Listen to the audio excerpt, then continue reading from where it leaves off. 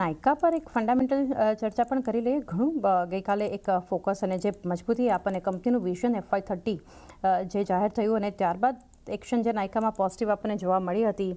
GMVનો લક્ષ્યાંક કંપનીનો ઘણું સ્ટ્રોંગ, એબિટા, ROC છે. ઇનફેક્ટ હાઉસ ઓફ નાયકા જે છે ઇનહાઉસ બ્રાન્ડ કંપનીની, એને લીધે પણ એક જોઈ રહ્યા હતા. એને લઈને જે વિઝન કંપનીનું ઇનફેક્ટ જે બનતું જોઈ રહ્યા છે ઘણું સ્ટ્રોંગ એક્સપેન્શન પ્લાન કંપનીએ B2Bનો જે આપ્યો છે. આ બધાને ધ્યાનમાં રાખી એક લોંગ ટર્મ વ્યૂ રાખવો હોય નાયકા માટે, એક વ્યૂ આપના તરફથી?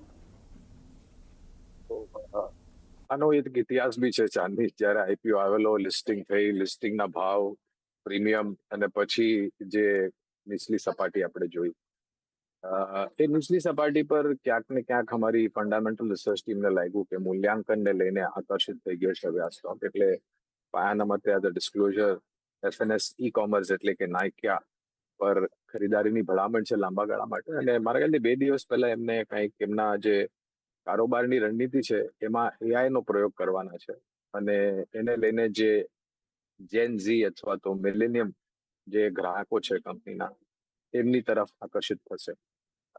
છેલ્લા 2 દિવસથી કે 3 દિવસથી આપણે સારી એવી ઉપરની સપાટી જોઈ રહ્યા છે અને મારા ખ્યાલથી મલ્ટી મંથ હાઈની આસપાસ છે, લગભગ 300 રૂપિયાની આસપાસ. લાંબા ગાળાનું રોકાણ હોય તો જાળવી રાખવું, અને જો નવું રોકાણ કરવું હોય તો થોડી નીચલી સપાટીનો રાહ જુઓ અને ત્યારબાદ રોકાણ કરવું. તો હોલ્ડ કરી શકો છો રોકાણ તમારું લોંગ ટર્મ માટે.